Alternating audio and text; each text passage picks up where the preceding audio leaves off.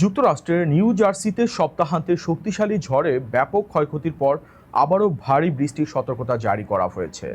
ঝড়ে উপড়ে পড়েছে অসংখ্য গাছ, ছিঁড়ে গেছে বিদ্যুতের লাইন আর বন্যার আশঙ্কায় সতর্ক করা হয়েছে বাসিন্দাদের।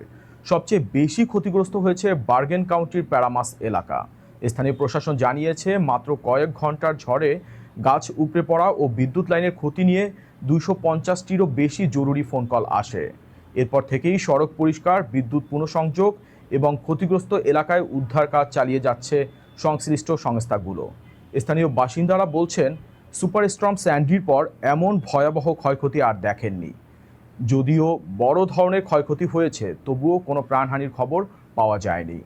পরিস্থিতি মোকাবিলায় জরুরি অবস্থা ঘোষণা করেছেন প্যারামাসের মেয়র। এদিকে নিউ ইয়র্কের ব্রুকলিনের বিভিন্ন এলাকায় জলাবদ্ধতা দেখা দিয়েছে। শহর জুড়ে ভ্রমণ সতর্কতা জারি করেছে জরুরি ব্যবস্থাপনা বিভাগ।